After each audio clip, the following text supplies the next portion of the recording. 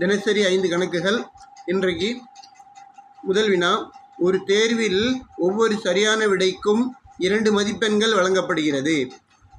ஒவ்வொரு தவறான விடைக்கும் அரை மதிப்பெண் குறைக்கப்பட்டு வழங்கப்படுகிறது.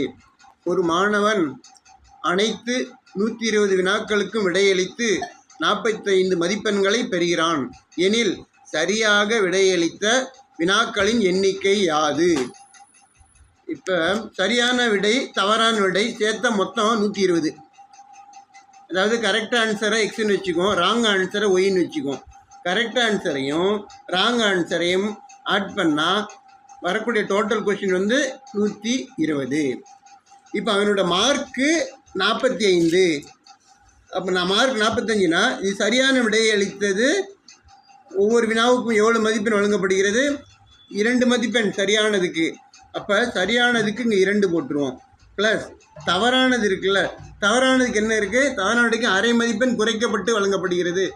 அரை மதிப்பெண் குறைக்கப்பட்டுன்னா அரை இங்கே மைனஸ் போட்டுக்குவோம். இப்போ சரியான வினாக்களுக்கு 2 மதிப்பெண்ணும் தவறான விடையளிக்கப்பட்ட வினாக்களுக்கு மைனஸ் அரை மதிப்பெண்ணும் கொடுக்கப்பட்டால் அந்த மாணவன் பெற்ற மதிப்பெண் எவ்வளவு? 45. இப்போ 45 மதிப்பெண் பெற்றுவிட்டான். சரியான வினா ப்ளஸ் தவறான வினா 120. இதை 2 சமன்பாடுகளாக மாற்றிடுவோம். இது பின்னத்தில் இருக்கிறனால எல்லாத்தையும் 2ஆல் பெருக்கிடுவோம். பெருக்குன்னா இந்த 2 காணா போயிடும். இப்போ 2ஆல் பெருக்குன்னா 2 × 2 4x. இது 2ஆல் பெருக்குன்னா 2 காணா போயிடும். அப்போ -1y. இது 2ஆல் பெருக்குன்னா 90. இப்போ மேலே இருக்கிறது முதல் சமன்பாடு, கீழே இருக்கிறது 2ஆவது சமன்பாடு. இப்போ இந்த முதல் சமன்பாடு 2ஆவது சமன்பாடு கூட்டுவோம். சமன்பாடு 1ஐயும் சமன்பாடு 2ஐயும் கூட்டுவோம். 1 2ஐயும் கூட்டினா என்ன வரும்? மேலே உள்ள 1x கீழே உள்ள 4x கூட்டினா 5x. மேலே உள்ள 1yயும் கீழே உள்ள -1yயும் சேர்த்தா -1 + 1 0. 120 இருக்குது, 90 இருக்குது. கூட்டினா 120 210. இப்போ 5 பொருளோட விலை 210 ரூபானா ஒரு பொருளோட விலை அதை 5ஆல் வகுக்கணும், 210. இப்போ 4 5 20 மிச்சம் 1 10 இருக்குது. 10ல் எத்தனை 5 இருக்குது? 2, 42. எக்ஸின் மதிப்பு 42. வினாவில் என்ன கேட்டிருக்காங்க? சரியாக விடையளித்த வினாக்களின் எண்ணிக்கை. எக்ஸ் சரியாக விடையளித்த வினாக்கள், ஒய் தவறாக விடையளித்தது. இப்போ சரியான விடை எக்ஸு சரியாக விடையளித்த வினாக்களின் எண்ணிக்கை 42. 42 இங்கே பார்த்தா ஆப்ஷன் பியில் இருக்குது. அந்த மாணவன் சரியாக விடையளித்த வினாக்கள் 42 தான். அடுத்த வினா. ஒரு அரைக்கோளமும் கூம்பும் ஒரே அடிப்பக்கமும் ஒரே உயரமும் பெற்றிருப்பின் அவற்றின் கன அளவுகளின் விகிதம் யாது அப்படின்னு கேட்டிருக்கு. இங்கே ஒரு அரைக்கோளம் இருக்குது, இப்படி இருக்குது. இங்கே கூம்பு இருக்குது. இது ரெண்டும் ஒரே அளவில் இருக்குது. அரைக்கோளமும் கூம்பும் ஒரே அளவில், அதாவது ஒரே செல்ஃபில் வச்சா கரெக்டாக இந்த உயரத்தில் இருக்கிற மாதிரின்னு அர்த்தம். இப்போ அப்படின்னு என்ன அர்த்தம்னா இதோட உயரமும் இதோட ஆரமும் எல்லாம் ஒன்று தான் அப்படின்னு அர்த்தம். இப்போ இங்கேருந்து இங்கே வச்சா இதுக்கு பேர் ஆரம், இங்கேருந்து வச்சா இது உயரம். ரெண்டும் சமமாக இருக்குதுன்னு சொல்கிறாங்க. அதனால் உயரமும் ஆரமும் சமம். உயரமும் ஆரமும் சமம், 2 உயரம் சமமாக இருக்கிற சமயத்தில் இப்போ இந்த உருவத்தோட கன அளவும் இந்த உருவத்தோட கன அளவும் உள்ள விகிதம் என்ன அப்படின்னு கேட்டிருக்காங்க. இது அரைக்கோளத்தின் கன அளவு 2/3 πr3. எதுக்கு? அரைக்கோளத்துக்கு. இந்த அரைக்கோளத்துக்கு கன அளவு போட்டோம். இப்போ இந்த கூம்பு இருக்குது. இந்த கூம்புக்கு கன அளவுன்னா 1/3 πr²h. இப்போ உயரத்தை ஆரம் 2 சமமாக இருப்பதால் இதில் உள்ள உயரத்தை ஆரமாக கொள்வோம். இந்த உயரத்தை ஆரமாக கொண்ட இது ஆர். அப்போ 1/3 πr²r. அப்போ r²rனா 6/2 6/1. மொத்தம் 6/3. இங்கே என்ன இருக்குது? 2/3 πr/3 இருக்குது. இது ரெண்டையும் பார்த்தோம்னா இந்த 6/3 6/3 அடிச்சிருவோம். இந்த பையவும் அடிச்சிருவோம். கீழே 3 கீழே 3 3க்கு 3 சமம் அடிச்சிருவோம். இங்கே 2 இருக்குது, இங்கே 1 இருக்குது. அப்போ அரைக்கோளம் கூம்பு இவற்றின் கன அளவுகளின் விகிதம். கன அளவுகளின் விகிதம்னா இங்கே 2 இருக்குது, 1 இருக்குது. 2:1 தான் கன அளவோட விகிதம். ஆப்ஷன் ஏவில் இருக்குது. கன அளவோட விகிதம் 2:1. இதான் நம்ம விடை. அடுத்த வினா. கேள்விக்குறியுள்ள இடத்தில் என்ன எண் வர வேண்டும்? இங்கே 25 இருக்குது, 19 இருக்குது, இங்கே 18 இருக்குது. பார்த்தா இங்கே 52 போட்டிருக்காங்க. இங்கே 13 இருக்குது, இங்கே 32 இருக்குது, இங்கே 14 இருக்குது, இங்கே 49 போட்டிருக்காங்க. இங்கே 16 இருக்குது, இங்கே 17 இருக்குது, இங்கே 40 இருக்குது. இப்போ இங்கே என்ன வரும்? வேறு விடையில் இப்படி கொடுத்துருக்குறாங்க.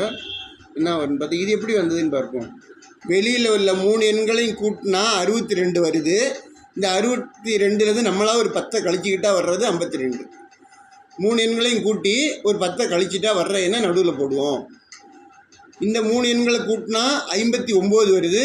நம்மளாக ஒரு 10 கழிச்சிக்கிட்டா 59ல் 10 போனால் 49. அதே கான்செப்ட் படி இங்கே பார்ப்போம். இந்த 3 நம்பரையும் கூட்டினா 16 இருக்குது, 17 இருக்குது, 40 இருக்குது. இது 3ஐயும் கூட்டினா 73. இந்த 73ல் இருந்து நம்மளாக ஒரு 10 கழிச்சிக்குவோம். எல்லா கணக்குலையும் கழிச்ச மாதிரி 73ல் 10 கழிச்சிட்டா இங்கே நம்ம 63ன்னு போட்டுக்கிட்டா சரியாக இருக்கும். 63ங்கிறது ஏ ஆப்ஷனில் இருக்குது. அடுத்த வினா, ஒரு குறிப்பிட்ட தனிவட்டி வீதத்தில் ரூபாய் 800 ஆனது 3 ஆண்டுகளில் ரூபாய் 956 உயர்கிறது. ஒரு அசலானது தனிவட்டி வீதத்தில் அது 800 ஆனது 3 வருஷத்தில் 956 மாறுது. இப்போ தனிவட்டி வீதத்தை 4% அதிகரித்தா 3 ஆண்டுகளுக்கு பிறகு இந்த 800 ரூபா எந்த தொகையாக மாறும்? 800 ரூபா 3 ஆண்டுகளில் எவ்வளோ வட்டி வீதங்கிறது தெரியாது. PNR by 100, P × N × R by 100. PNR by 100ங்கிறது 800 ரூபா 956 மாறி இருக்குது. 800ோட எவ்வளோ சேர்த்தா 956? 156 சேர்த்தா அந்த 156 தான் வட்டி. 800 ரூபா 156 வட்டி கொடுத்துருச்சு. P தெரியுது, N தெரியுது, R மட்டும் தெரியாது. SI தெரியுது.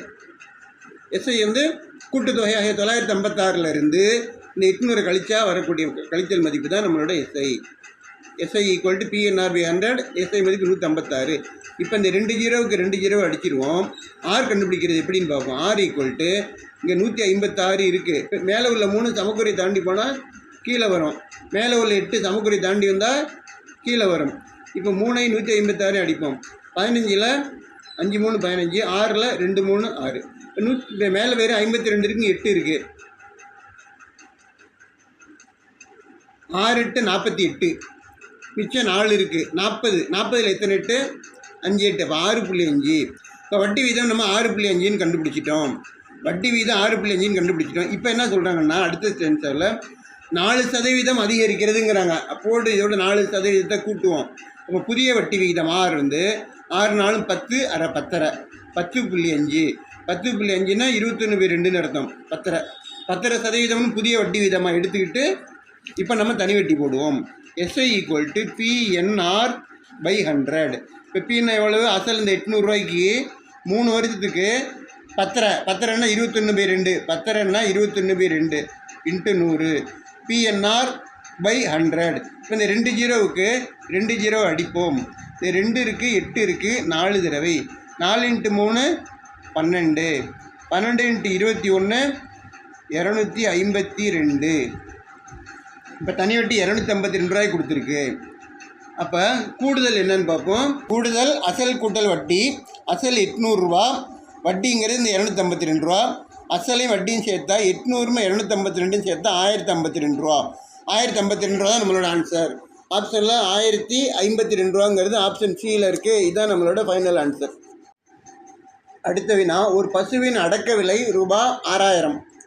அதன் மீது 30% லாபம் பெற வேண்டுமாயின் அதோட விற்பனை விலை என்னன்னு கேட்டிருக்காங்க. அடக்க விலை 6000 ரூபாயா இருக்குது. அதன் மீது எவ்வளோ லாபம் பெறணும்? 30% லாபம் பெறணும். 30%னா 30/100ன்னு போட்டுருவோம். இந்த 2 ஜீரோவுக்கு 2 ஜீரோ அடிப்போம். 6 × 3 18. இங்கே ஒரு ஜீரோ, இங்கே ஒரு ஜீரோ இருக்குது, 2 ஜீரோ போட்டுருவோம். இப்போ அடக்க விலை 6000 ரூபாய் இருக்குது. 30% லாபத்தொகை 1800 ரூபா. அப்போ 6000 ரூபா உள்ள பசு நாம் வைக்கிற லாபம் 1800. அசலையும் லாபத்தையும் சேர்த்தா நம்ம கூட்டுத்தொகை என்ன வரும்? 7800 ரூபா. இப்போ கூட்டுத்தொகை அதாவது கூடுதல் 7800 ரூபா. அசலும் வட்டியும் சேர்த்து அசலும் லாபத்தையும் சேர்த்து கூடுதல் 7800 ரூபா. 7800 ரூபா தான் அதோட விற்பனை விலை. விற்பனை விலை = 7800 ரூபா. ஆப்ஷனில் ABCயில் இருக்குது. 7800 ரூபா தான் நம்மளோட ஃபைனல் ஆன்சர்.